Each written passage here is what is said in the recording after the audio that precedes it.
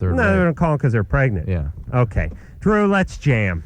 I cannot. All right. I want to hear what Drew can do. I want to hear what he's got. All right, let's go. All right. Well, hold on a second now, Drew. Why don't you take your position over there behind the keyboard? You're not wearing tails. You don't got to do that little gesture on the stool there. Drew is very modest about his musical ability. He's a finely trained operatic singer, and he also plays the keyboards very well. And I think. Well, so he says. He seems a little. So nervous. he says. Tonight, I think it's time to share that with the world. So, if you will, we'll have a little Loveline jam session. Here we go, Drew.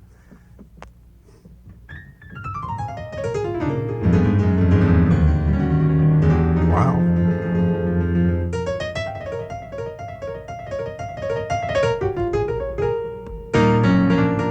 Goodness. That's pretty good. Yeah, okay, that'll work. You ready? Yeah.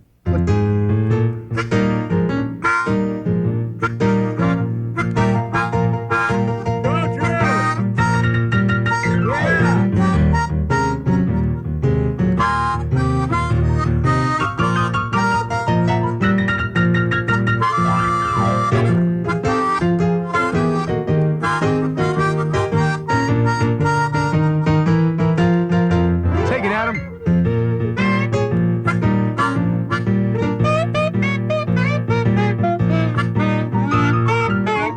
Listen to you, too.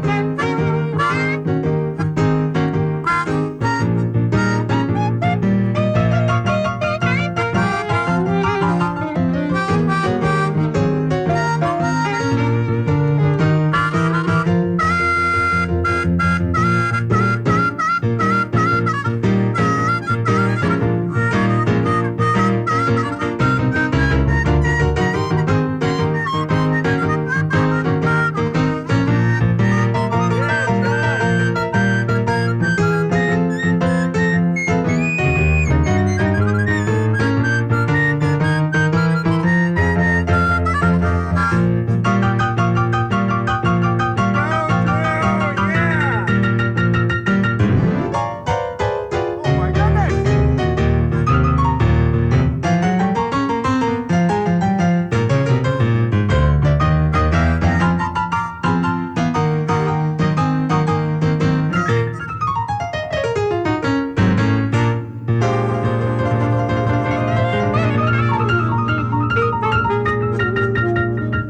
Well, Dr. Drew has soul.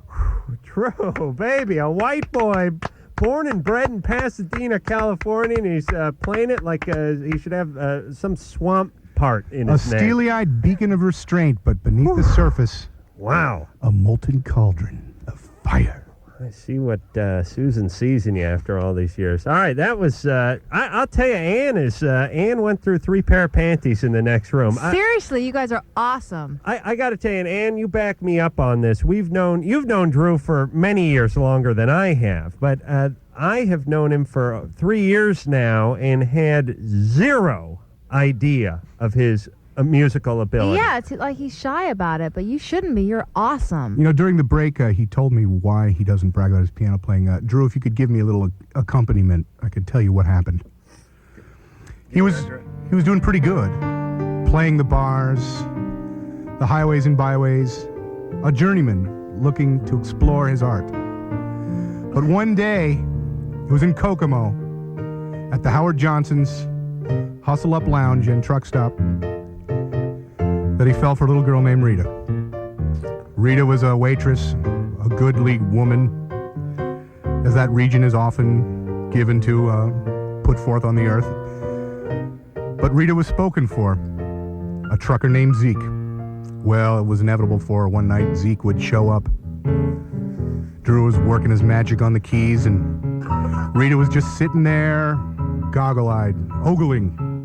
The musician, as is the case with most musicians, it's a tough job, but somebody has to do it. But Zeke walked in, took one look, and started to tussle with Drew, let's say. He was down to fight.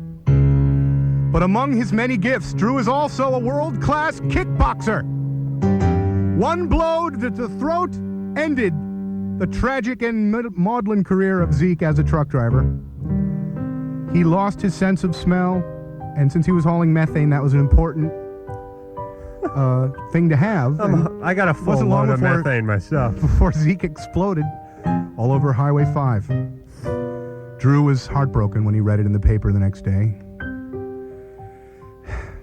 And since then he vowed never to ply his art and lure women away from their good men. He moved to California and figured, it was either beauty school or therapy, and he's made a good career so far, and now, like the Incredible Hulk, he's been exposed. He's probably going to have to move on. Yeah. Like whoever Bill Bixby's character was. David Banner. That's right. A man who could destroy every shred of clothing he had except for his pants between the knees and the go to break. waist. Let's It's go the to break. saddest story I ever heard. We got to go. Thank you for that performance art, John. Thank you. And, I'll send it to break. I feel so liquidy.